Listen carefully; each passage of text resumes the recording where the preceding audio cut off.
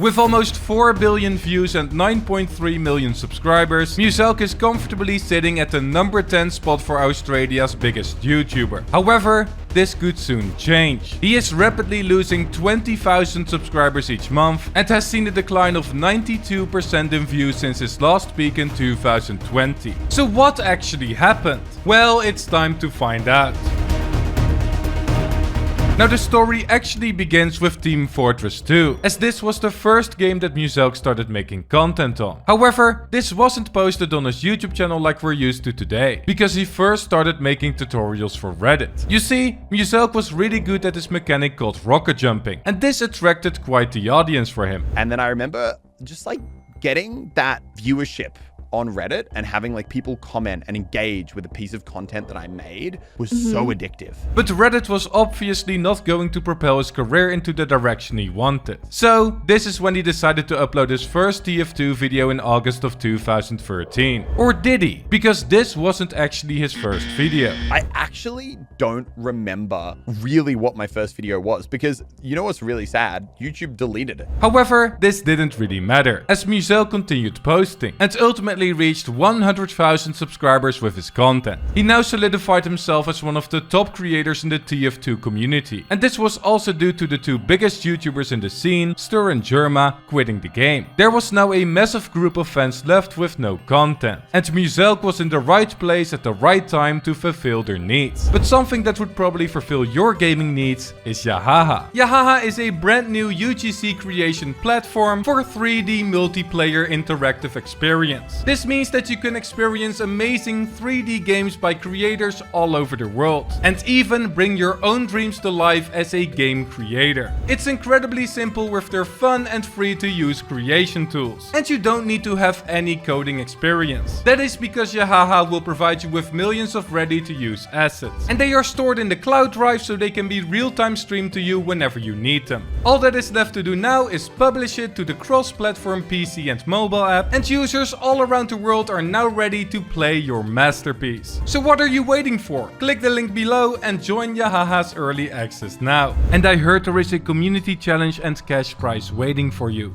so be quick. Now Muselk kept going on with this for a few years, and it even resulted in him becoming a full-time YouTuber and putting university on hold. Because of that, yesterday I decided to put university on hold, move down to Sydney, and have a real go at doing YouTube full-time. He reached 300,000 subscribers, 400,000 subscribers, and then made a decision that would change his life forever. Hi, is this Elliot?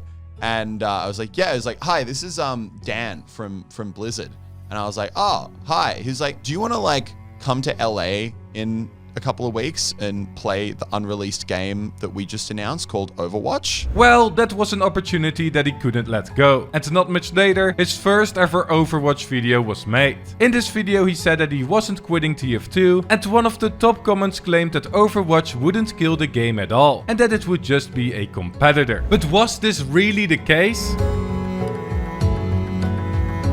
Well, Muselk wasn't lying. He continued uploading TF2 content and stuck to his word of keeping the same upload schedule. I mean, why wouldn't he sustain the millions of views he was getting each video? It was great for the growth of his YouTube channel. However, there was something that Muselk noticed, and that was that his views were great on other variety videos too, even getting more than 200,000 views on a parody video. This meant that if Muselk were to ever quit TF2, he would still be fine. But luckily, fans didn't have to worry about that, as he would ultimately keep his promise, right? Oh boy, you're not prepared for the chaos that was about to unfold. At one point, Muselk started liking both TF2 and Overwatch equally, and decided to upload a TF2 video one day and then an Overwatch video the next. This proved to work out great, as it also made his channel reach 1 million subscribers. And even in his update video, he once again stated that he wasn't going to quit TF2. Until he did. Muselk was getting burned out, and Valve had more or less abandoned TF2 to focus on other games like Dota and CSGO. So, in 2016, after 80 Overwatch videos in a row with no TF2 content, it was official. Muselk had left TF2 behind for Overwatch. The passion just wasn't there anymore after 5,000 hours of playtime, and his channel was doing extremely well with his new Overwatch content. But TF2 fans are passionate about their game and creators, years. And it started a movement of hate. He's not in it for the viewers, he's in it for the money. And Overwatch makes more money. 6 Overwatch videos straight. Wow, I miss the old Muselk.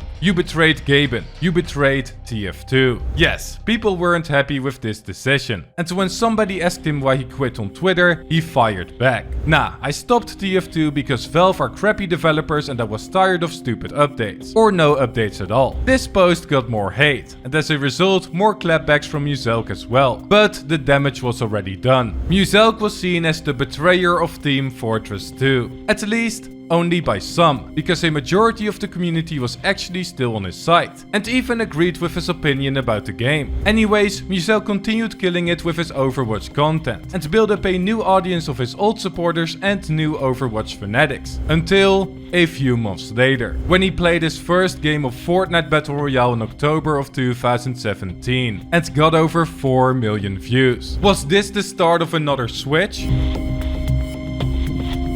It wasn't looking like it yet, as he rarely uploaded Fortnite videos. But then he made the switch, and dove fully into Fortnite content this time at the beginning of 2018. Now we all know that this was the best business decision he could ever make, as the views completely exploded. But not everybody thought of it that way. The criticism and hate from before was back, but this time a lot worse. You effed over 2 types of fans, your TF2 fans and Overwatch fans. I'm sure you will F over your Fortnite fans when the next big thing comes. The problem right now is that Muselk doesn't feel like Muselk anymore. Watching his Fortnite videos gives me the feel of watching a pseudo-energetic person reading off a script. And these comments were just a few out of the many posted out there. But what was the real reason for Muselk quitting Overwatch? Well, it was once again a lack of content in the game. There was more happening elsewhere. And as a creator, he had to take the plunge to secure his career. And secure it, he did. Because what followed next were videos with millions upon millions of views. And he quickly rose to more than 9 million subscribers as one of the top Fortnite creators on the platform. And even though Muselk is still trying to satisfy both his old Overwatch and TF2 fanbases on his second channel, he still gets comments and topics made about him to this day, reminiscing his old videos or making fun of his current content. Don't be a Muselk.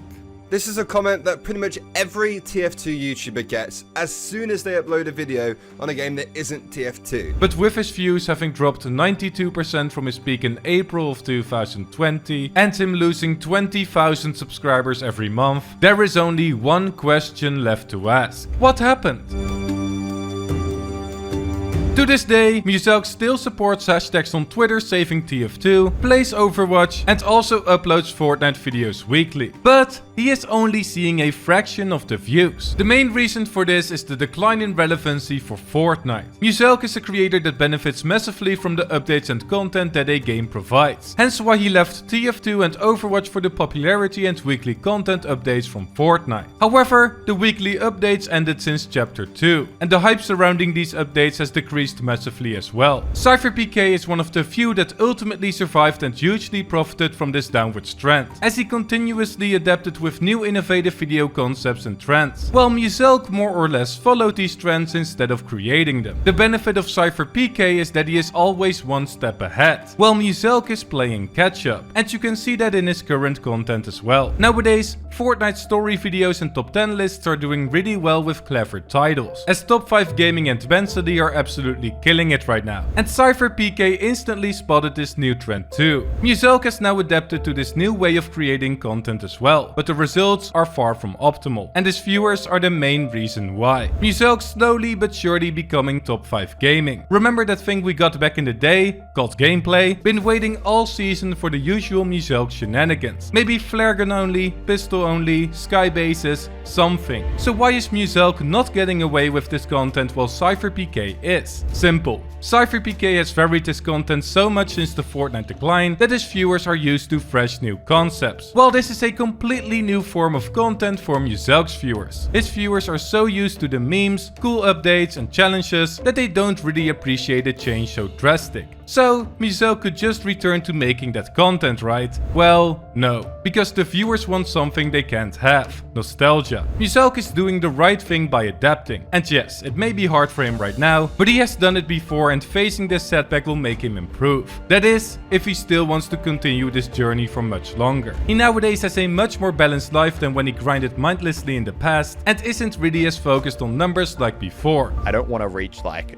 30 and be like, hey, what did I do in my 20s? I sat in a room recording and editing for 10 years. Also, he doesn't want to retire yet, but keeps the option open of focusing on something else for a year. I definitely feel like there could be like a year, right, where I'd like be like, okay, like say I'm like done with YouTube and Click's running itself and I would just become addicted to like fitness or something. So, with no new game like Fortnite coming out soon to hop into, he has to make a decision. Adapt successfully or do something else. But what that something else would be? I don't know!